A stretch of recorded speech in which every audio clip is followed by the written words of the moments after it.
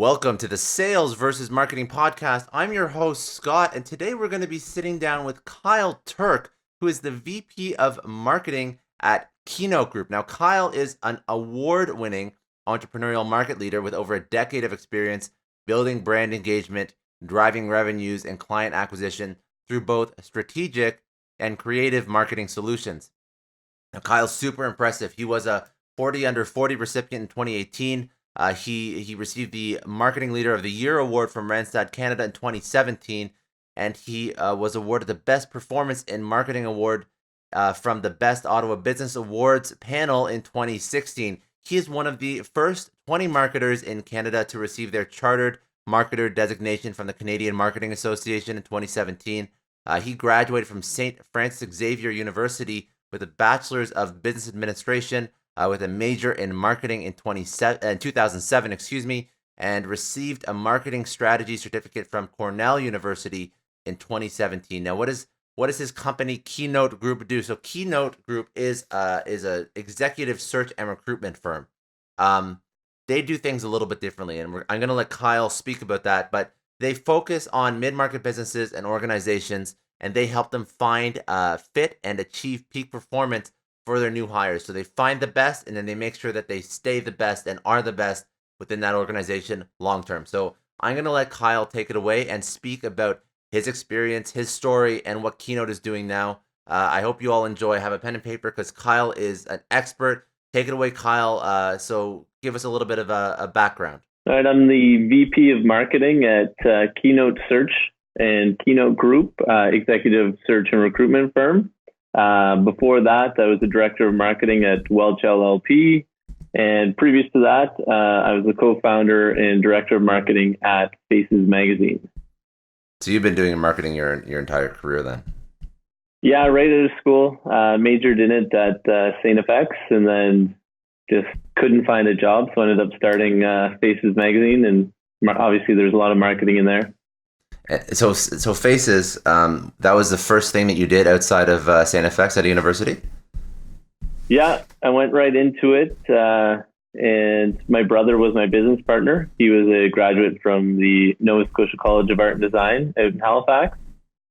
So we ended up starting it together in Halifax. It was sort of a social scene, nightlife, heavy on, pictures. It was kind of, we launched right when Faces opened up to the public. When Facebook opened up to the public. So it was kind of a printed Facebook type of strategy. And it kind of played along very well with using a social media marketing strategy, because we were also broke students out of school and had no money, and social media was free. And that was the time when Facebook let you reach your entire group audience or whatever it was back in the day without having to pay a dime. So it worked out pretty well. So you did what a lot of people I think are afraid to do, and you jumped right into like an entrepreneurial venture, as opposed to getting a job and sort of learning your craft that way. You did entrepreneur first, and then you transitioned back into working with somebody. I sold out to the corporate world. So I grew up. Both my parents are entrepreneurs. They run a business called Lawrence Slinger Service in Peterborough, Ontario, where I'm from. And so I kind of always grew up with entrepreneurs, and then they were very supportive for my brother and I to kind of hop in and follow in the entrepreneurship kind of path. And you find like that taught you much quicker than if you were trying to learn like through a company? Like I would assume so, just because I know like if you start your own thing, I used to work with a whole bunch of startups, and now I work with a company full time. I was working with startups, like the lessons learned in startup land as a founder, as an entrepreneur, are like 10x what you're going to get working for a company. So yeah, I think one of the benefits of doing entrepreneurship right away is you learn sort of the facets of an overall business, how it all works. And then if you want to specialize in a field like marketing, you can really see how marketing fits within the entire organization and sort of how it plays a part with, the financials, with all the different parts of a business. Sales, customer success, like all the exactly, yeah. Okay, cool. That's an awesome background. So you've been doing marketing for a bit. Now you're VP marketing at Keynote Search Group. So what does Keynote do? So Keynote's an executive search and recruitment firm. So we find executives on behalf of companies to work for them. The difference between our firm, I think, and a lot of the other firms out there is we have a heavy focus on the post-placement side. So we offer executive coaching as part of our process, all inclusive in the rate as well. And we also have sort of a focus on using technology. They're incubating kind of their own proprietary AI backed onboarding tool at Keynote as well. So they're really focused on using the latest tech and finding sort of the best people to work at the business and combining that as sort of their main differentiator. And the one thing that I find interesting about search groups is you have to win clients on both sides. So you have to win the businesses, and then you also have to get the candidates. So as VP marketing, your messaging is not targeted at one customer. You're targeted at two like very, very different groups of people. So what challenges do you see with that? Like how do you circumvent that and be effective in both arenas?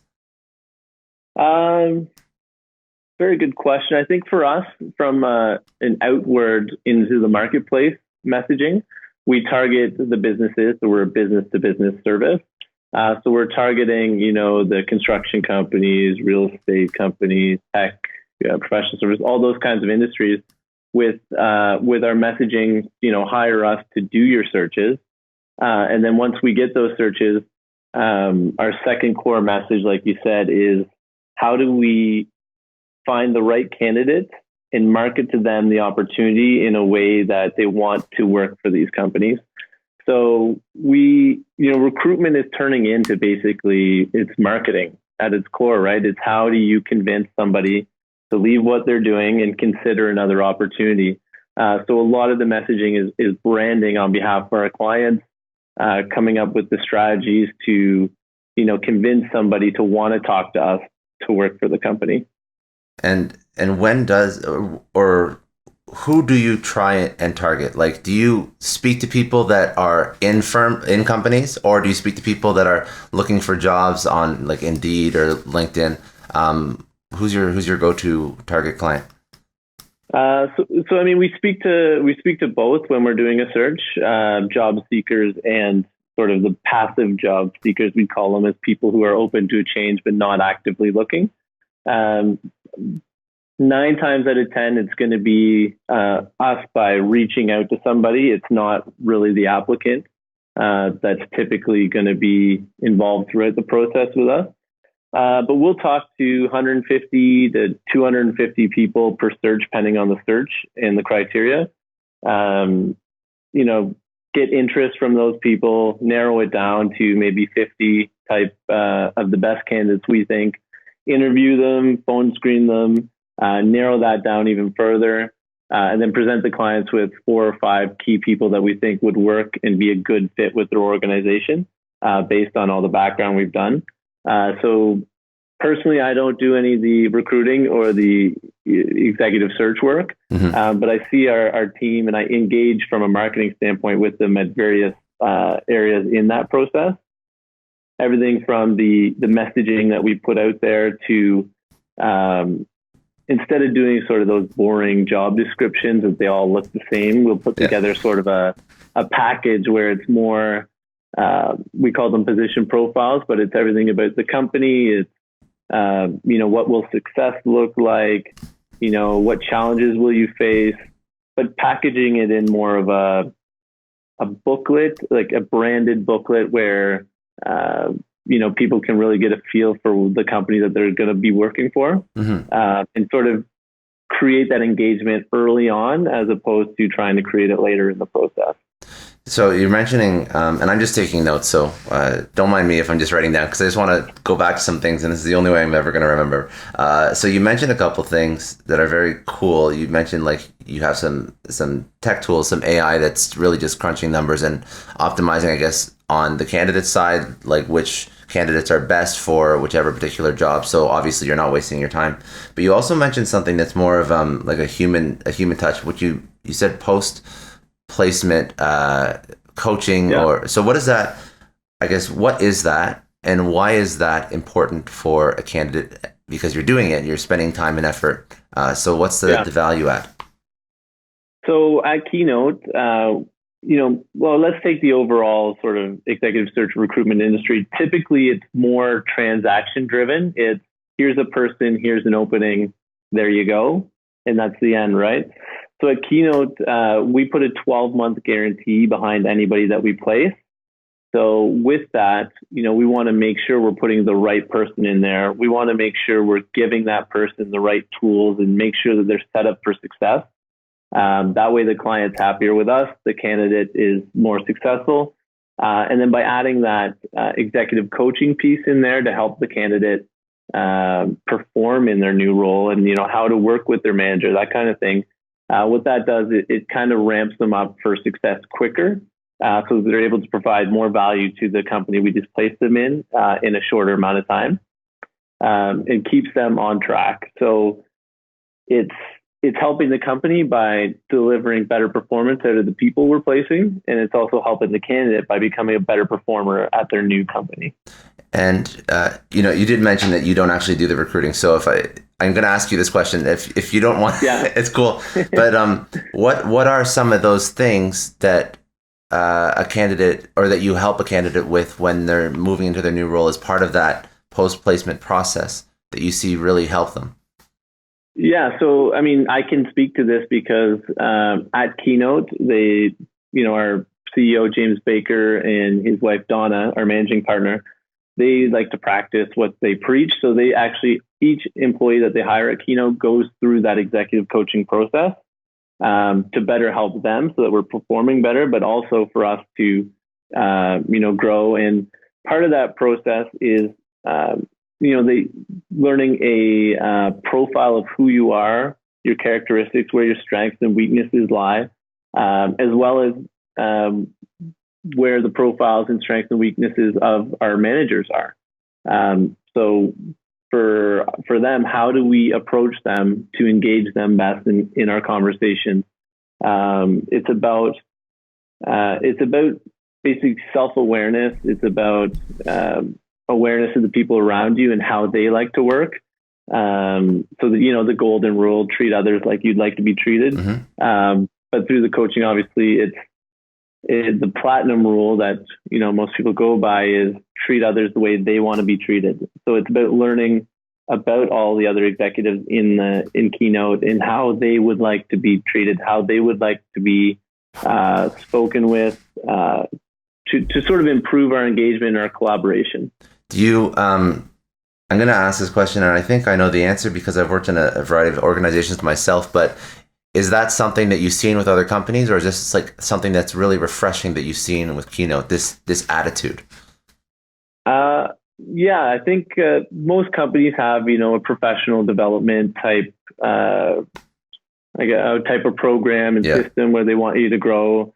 But I think Keynote takes that extra mile by, really, they put a lot of value in us as employees. And they, it really showcases that they're investing in their future as a company by investing in their people. So I think they take it an extra notch. I think it's very unique for a company. I think it's strong that they focus so much on being self-aware and also like really understanding not just the professional drivers, but the emotional drivers of people that you work with. I think that's something that's really nice, and I didn't, I don't know a ton of companies that do that or care about that. So it's refreshing to hear that. Okay, so that's really good. So that's like a nice little summary of what you're doing for clients with Keynote. Let's take it back to your specialty, so marketing. So, what is your overall strategy? It could be that you've seen work in your space. So you're in the executive recruitment space, but there's so many different facets to marketing. You have SEO, you have SEM, you have social, you have mail campaigns, you have pushing stuff out as like a thought leader, a subject matter expert, social selling. There's like a million different ways that you can market yourself. So is there something that a strategy that you've implemented with Keynote that seems to work well, and is it specific to Keynote, or is it something that you would recommend for people that, doesn't matter which industry, this is what I've seen work in my past, because you've gone through several marketing positions. So yeah, so I guess my last two roles, so including Keynote and then at Welch LLP, it's a professional service that's provided from a business to another business standpoint. So from that standpoint, what I've found to be very successful is using a content marketing strategy where, we'll produce thought leadership pieces, even if it's content about our company, being in the community. I find the content marketing strategy, creating webinars, how-to guides, blogs, videos, just anything to really engage an audience and pull them in to want to work and learn more about us and learn more from an education standpoint, as opposed to pushing out advertising saying, hire us, we're really good at executive search kind of thing. So I think it's more that pulling in the audience and the key decision makers that we're targeting, as opposed to pushing out our messaging. do you find that, and I agree with you, I think that is the way that you have to differentiate yourself just in terms of general marketing strategy, because I find that too many people are just pushing stuff out, but the truly successful ones are those thought leaders, right? And the conversations, for example, that I don't know how your sales force works, and maybe you can shed a little light on that and how they work in terms of like your inbound lead, your lead funnel. Yeah. But I think that if you push out content that positions you as a thought leader, as a subject matter expert, at the very least, it's going to make the conversations when your sales force engages with your target customer much easier to convert. All these things are just easier, right? As opposed to, you push content out there and now your sales force is bombarding people and cold calling them, which is something that you do have to do anyways. But I think that if you, like you said, your content marketing strategy, it makes everything a little bit warmer than. Yeah, we actually don't do any cold calling. What we do, we'll engage with our leads that would be warm leads because they've already engaged with our brand. Mm-hmm. But being in that professional services market, a lot of the new business we'll get is referral based. It's word of mouth. So what we kind of focus on, and that's why the content marketing strategy works so well, is when somebody recommends us to another potential client, the first thing that client's going to do is they're going to Google us or they're going to go to our website, right? Yeah. So we want to make sure that as soon as that happens, we're supporting that interest by ensuring we're seen as experts. They can build trust with our brand right away. So it's a lot of supporting that sort of word of mouth. And then because the sales cycle is basically, it could be years, it could be weeks, it could be months. Because it's a service, it comes up when the need arises. So when the need for a new executive arises, that's when we want to make sure we're top of mind. So if they've been engaging with our brand by tuning into our webinars, attending our events, even hearing our speakers in the community, then they know when they need to hire, they're thinking Keynote right away. And that's sort of where our marketing strategy the end goal is to position us as the top of mind firm to use for executive search. Do you find that other firms in your industry are doing what you're doing, or is it do they have a more like a legacy approach to marketing? I think a lot of the firms are doing similar stuff, but I think it's how you execute. What a lot of people do is they'll read best practice guides, right? And they'll say, I've got to do Facebook ads, I've got to do a webinar, I've got to do a how-to guide. But the doing it properly means, you've looked at your customer base, you've looked at your audience, who you want to target, you understand the journeys they take, both online, going to events. So it's true, the different personas of those key decision makers and how they fit the industries and how you can engage with, because the CEO of an engineering company is completely different from let's say a managing partner at an accounting firm, right? Mm-hmm. Yeah. So you got to look at, how to reach each of them, and the content you put out has to be niche enough or personalized enough that it's speaking directly to one of your key client personas. So without all that background work of truly understanding how they engage, what they're doing, if you're just putting out a guide because you best practices, that's what you need to do, and you're putting out how to do executive search or something guide, it's not going to be effective.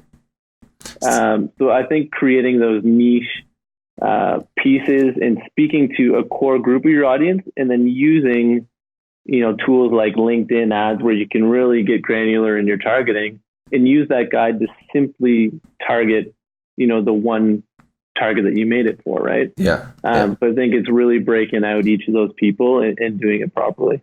So that's also a really good point. How do you properly define who those buyer personas are? How do you collect enough data to be sure that that's what that person or how they interact with your brand? Yeah, so marketing automation software, so something like a HubSpot, Marketo, Pardot, Acton, all these are great softwares from a marketing standpoint that allow you to collect data on your potential customers, on your customers, how they engage with your brand.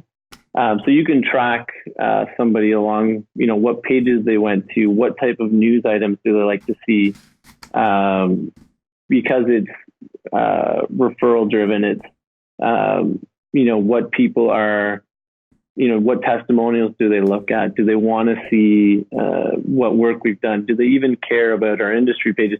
You can, what events are they going to? By pooling all that together, you're never going to know exactly because every person's quite different, but you can get enough data to truly understand what makes them take action. At least enough to create a persona for them. That's so, yeah. Exactly. Yeah. And then once you have that persona, something like LinkedIn ads, I don't even look at LinkedIn ads from an ROI perspective at the start. So when I start with LinkedIn ads, I want to see what kind of messaging works best, what words used create more, clicks or engagement, what imagery works best. So if I want to better understand the CEO of a construction company and what messaging or imaging they like, I'll make, a dozen different LinkedIn ads all under that one campaign and see which ones get more engagement. You'll always see one or two types of those ads of the 12 outperform the rest by far. So I'll use that knowledge of the imagery and the messaging, and then I'll use that in all of our other marketing strategies towards how to engage that persona. So you actually like reverse engineer, because a lot of people will A/B test ads. That's pretty standard, but you reverse engineering that process into literally everything you do now, and that's where you take your key insights from, and that's where you can sort of exactly. So then I'll know what resonates best with that. So when we do a direct mail campaign or when we do our email marketing, I know exactly the language and imagery to use to optimize how good that's going to perform with that specific audience. That's very good. And you mentioned a couple of technologies. So for people listening, what is your MarTech stack, your marketing technology stack look like? What do you like to use? So we use Acton for our marketing automation software. It's very similar to a HubSpot type of platform where you can do all your email marketing, create all your landing pages. It integrates into our CRM, which we use, which is Salesforce. So we use Acton, Salesforce. I use Trello for a project management standpoint. And that's basically, I'll go to Webinar for our webinars. Mm-hmm. Just trying to think. Like, we don't use a ton of tech. We don't use any of the social media stuff. I prefer to post natively on each platform with different messaging, with tagging properly. Yeah, I find it works best to just go on the social platform as opposed to scheduling something through Hootsuite, for example, and then nothing against Hootsuite, but they blast that message out across the platforms. It's very convenient, but I find to be more effective doing each social platform separately works best.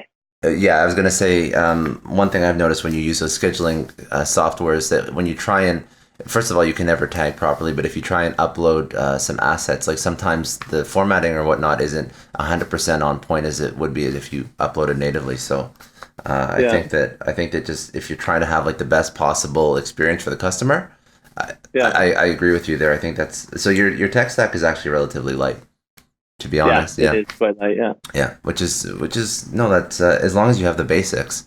And I've actually never personally used Acton, but that does most everything, I guess, from it does everything you need.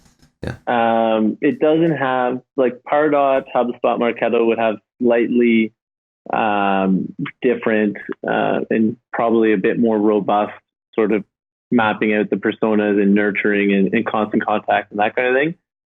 But for us at Keynote, personally, I don't do any automated follow-up email marketing campaigns or touch points with our clients in our database, because my personal preference is to only contact somebody when there's something relevant to them.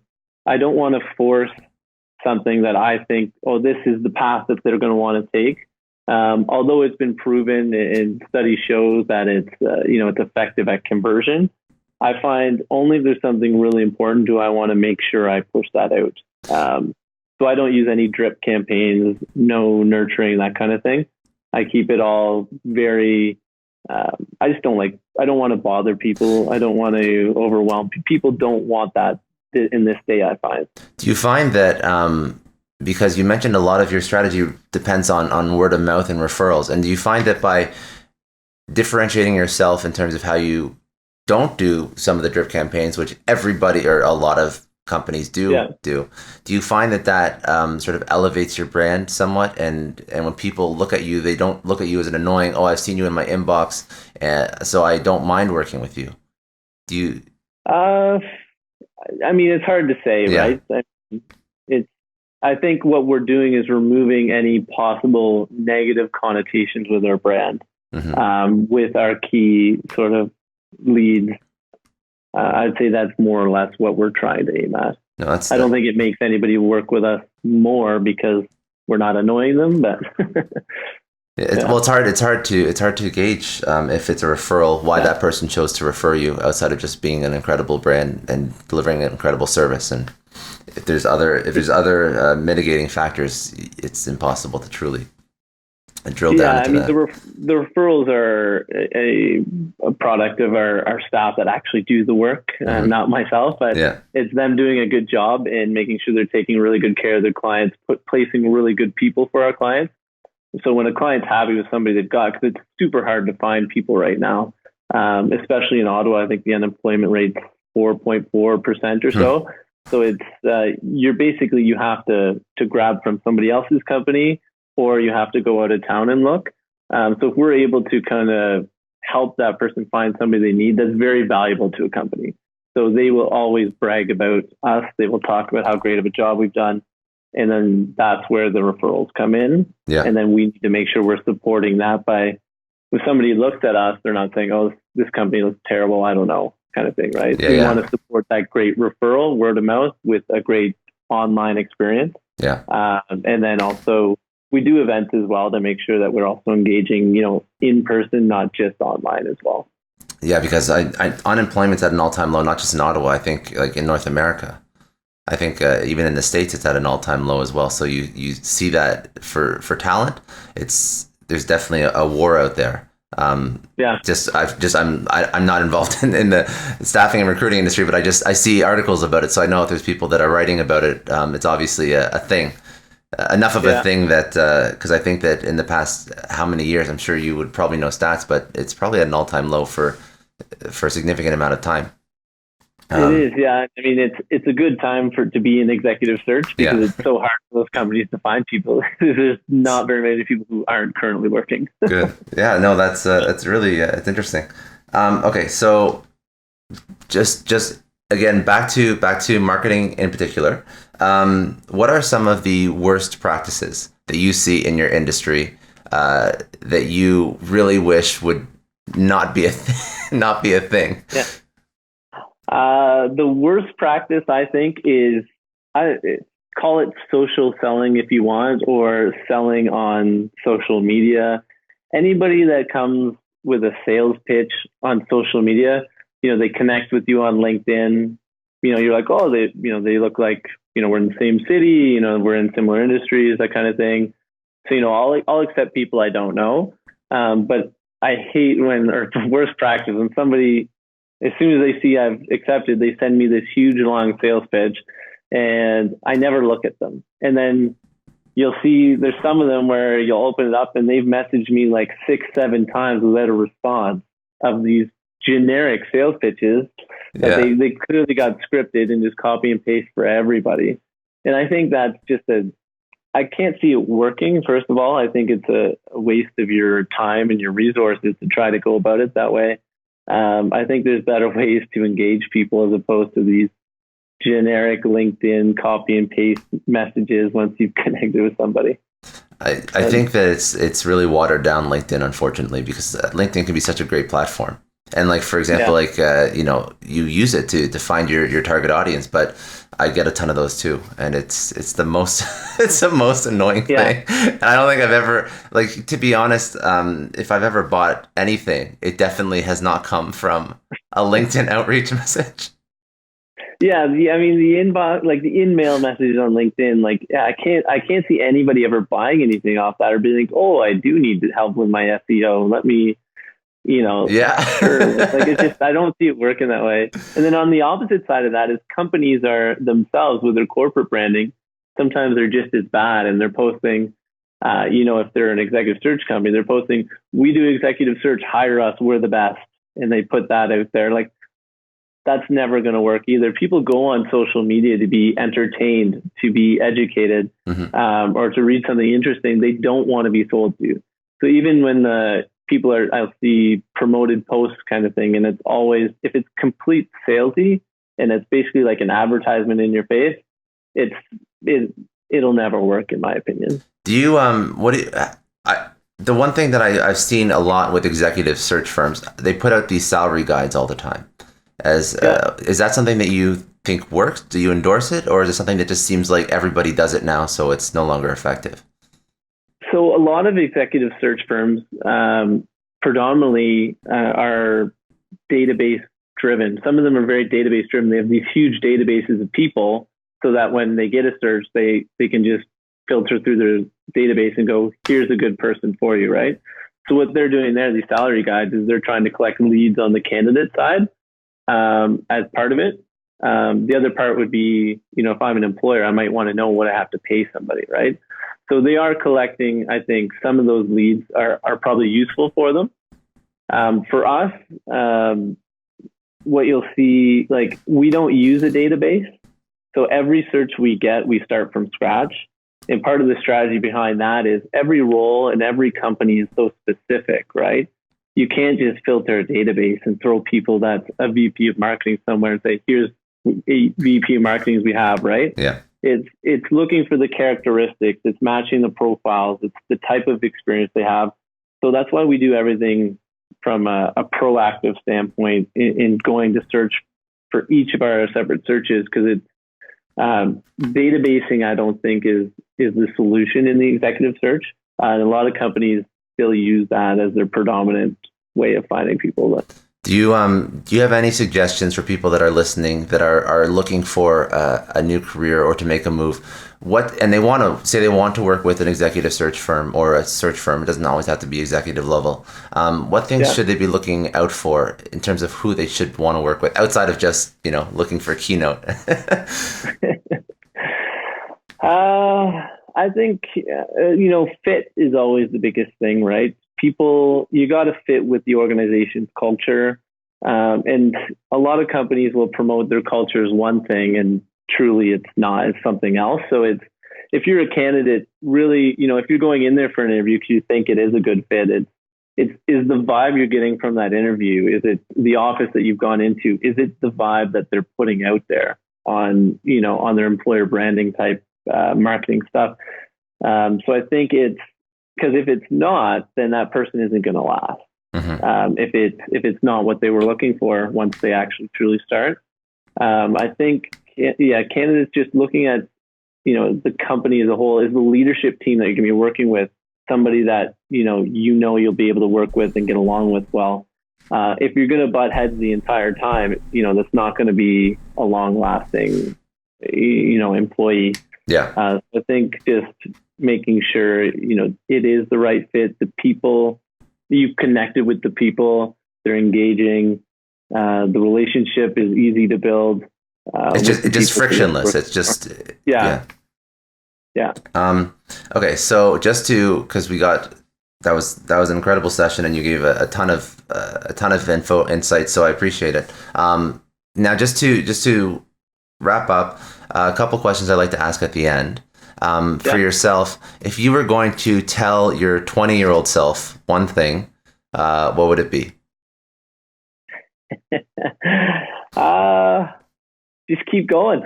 Enjoy. When you're 20, you enjoy your life and you set yourself up, and don't be afraid to take risks. I wouldn't tell my 20-year-old self to, try harder in school or, make sure you're getting better marks or make these connections before you leave university kind of thing. I'd say just enjoy life. If you're in university, enjoy it, make the most of it. I think the life experiences are what's going to help you down the road. So as long as you just, have fun, I'd say keep having fun, 20-year-old Kyle. Good. No, that's good, man. That's good. Yeah. And when obviously you're a senior, you've learned a lot over your career. Where would you suggest people go if they want to learn? It could be podcasts, it could be books, it could be mentors, people that you follow either personally or people that anyone would know. Where would you suggest people go? I think definitely the mentor route. I think you would learn a lot more quicker to advance your career. You get better guidance in terms of you have basically a sounding board is what a mentor can be for you, and they can really point you in the right direction. I think that would be definitely a key way to learn. And also, there's so many free resources online. So if you're in marketing, you can take a Google's AdWords certificate, Google Analytics certificate. You can take a social media marketing certificate, inbound marketing certificates. They're all available for free, and it's great. It's a great way to learn your field, and be that with some of those things that do have tangible certificates to them. You can also add that to your resume, and it helps you become more well-rounded quicker. So I'd say mix between the mentor and basically just free online courses. Cool. And is there anything that I didn't hit that you wanted to speak about?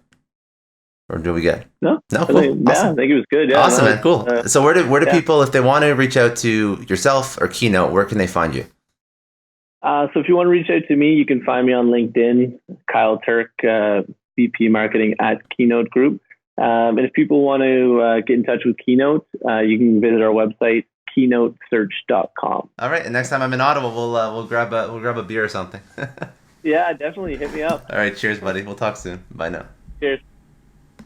Well, you heard it from the man himself, Kyle Turk, VP of Marketing at Keynote Group. If you want to hit up Kyle, hit him up on LinkedIn. He's obviously a very knowledgeable guy, a great resource to learn from, and I hope everybody got something from this. Thank you so much, Kyle, for sitting down. I learned a lot, and it was a great session.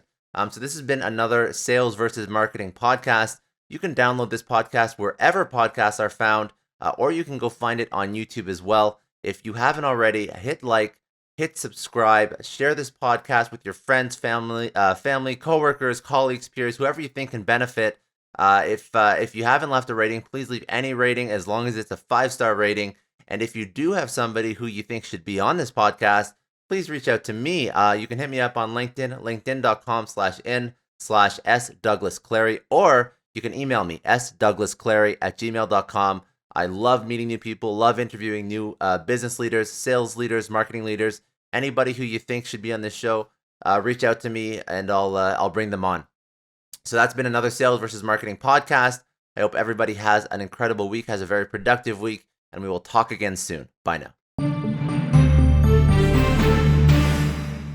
Welcome to Scott's Thoughts, where I break down some of the topics that we just discussed in the last Sales versus Marketing podcast. So we just spoke with Kyle Turk, who was an incredible interview. Kyle was the VP of Marketing at Keynote Search Group, and the lessons learned. Obviously, he's a very senior marketing leader, and I hope that everybody got a lot out of it. But there's 2 points that I really want to double down on. So the first point is something that they do for their customers, something that Keynote does for their customers, which is a differentiator for their firm, but also something that Keynote does internally. And what I'm speaking about is their post placement process. I use the term post placement because that's how they use it with their clientele, but it's also something that they do internal with their own employees. So their post placement process is a leadership lesson. What they focus on after they bring somebody, after they place somebody within an organization, is they focus on up to 1 year after they've been placed. They focus on executive coaching, helping them find a cultural fit within the organization, all sorts of support to help them onboard and ramp up to productivity much quicker.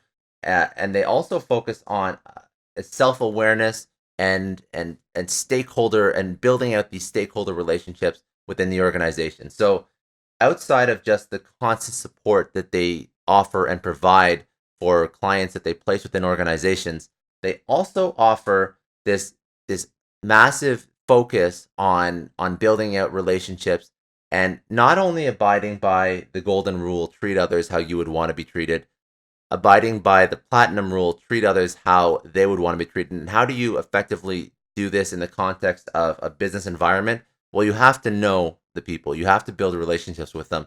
You have to facilitate that process of understanding the stakeholders that you will be dealing with on a day-to-day and building out these meaningful relationships, because not only will that allow you to work with them more effectively and be self-aware of how you interact with other stakeholders within your organization. This is, again, something they do for their clients. It also allows you to onboard much quicker, understand and adapt to the culture much quicker. And these are all things and markers and milestones that Keynote Search Group has identified as things that, if achieved and acted on and implemented properly, obviously increase the likelihood and chances of success of an executive success within an organization. So this is what they offer for their clients, but this is also something that Kyle went through himself when being brought into Keynote Search Group. So the two founders of Keynote Search Group placed an extreme emphasis on this nurturing into an organization. So building out relationships with other stakeholders, being self-aware of who you are and how you interact with others, and then a focus on just bringing you up to speed, onboarding you, supporting you, training you, educating you, coaching you, mentoring you. So this whole process, they do it for other companies because not every company does it effectively, but they also do it for themselves. And obviously it's shown by attracting incredible talent that they continue to excel in their industry and differentiate. And I think one of the big reasons is their attention to their people, detailed attention to their people. And obviously they've seen it work internally and they've seen it work with companies where they've placed people. So if there's a leadership lesson you can take away, agnostic of the executive search and recruitment industry, this onboarding process, this attention to bringing people up to speed, to integrating with culture, and just so many touch points, open communication, that's so key for somebody's success. If you just throw them into the fold, if you have a sink or swim mentality, unfortunately, there's a really good chance they're going to sink. So by handholding, not in a micromanaging way, but in a true care, in an authentic caring for their success within your organization, I think that you'll see long-term success with candidates you bring in, and I think that you will help them integrate into your culture and make them more effective and make the entire work group or business unit much more integrated and efficient. And all this stems down to building relationships between people and understanding other people and being self-aware of how you interact with other people. So these are all great leadership lessons, and you can have a whole discussion just on those. The other point that Kyle spoke about that I really liked was his focus on content marketing.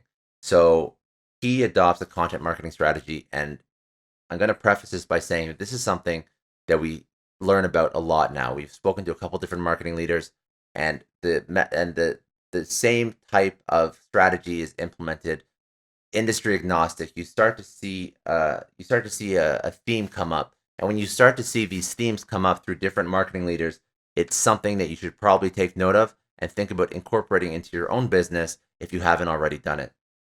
So what Kyle preaches for his content marketing strategy is to put out content that positions you as a thought leader, as a subject matter expert in the space. You're creating these educational content that allows people to understand your expertise in an industry. They're consuming your brand online or wherever it may be, at an event, at a trade show, on social media, and all the content that you're putting out there. It's not pushing your own brand, pushing your own company. You're educating. You're acting as an advisor. You're acting as a consultant, and you're building a level of rapport with clients that are consuming you online, or without a direct touch point. It could be at a show where you're doing a presentation, or you're a keynote speaker or a panelist. It doesn't really matter. You're putting things out there that help people understand that you know what you're talking about. And you do that by giving them educational content that can help them through their pain points. And you know what those pain points are because you're the industry expert. So for executive search, you're probably putting content out there that helps people understand the best practices for hiring and onboarding and success, or finding the right candidates. All these things that companies struggle with, Keynote is creating as part of their content marketing strategy, and that's how they put themselves out into the market. And by creating this thought leader, subject matter expert content and pushing it out into the market, what Keynote is doing is they're allowing themselves to build trust with their potential clientele before they even engage with them. Because as we know, in today's day and age, people consume, and the customers are significantly farther down the buyer journey. So they've already consumed 50 to 60 to 70% of the information they need to make a buying decision before they even speak to your sales reps or your sales force. So you want to make sure that the content that they do consume are things that obviously build that level of trust, because at the end of the day, that level of trust is what we have to build with our clients for them to effectively buy from us. Because if we don't build trust, they will never buy from us. It doesn't matter our price. It doesn't matter how good our product is. If we don't build trust with them, they will never buy from us. And customers always buy from people they trust. They may validate that buying decision through pricing or through features, benefits, functions, integrations, other sort of tangible, logical buying motivators. But at the core of that is always trust. So to build that in a digital environment is to build out and position yourself as a thought leader, a subject matter expert. And then once you do that effectively, everything else gets easier, because now when they actually speak with your sales force, now the conversations flow a little bit easier. Everything converts better. And the leads are no longer cold. They're warmer because they've consumed all this incredible information online that your company is associated with. So those are the 2 points that Kyle spoke about that I really liked and I really wanted to double down on. There was a ton. Kyle was a great interview. But if there's 2 things you can take away, I think those would be it. But anyways, this has been another Scott's Thoughts. I really hope you enjoyed that podcast and that interview. As always, have a great week, have a productive week, and we'll talk again soon. Bye now.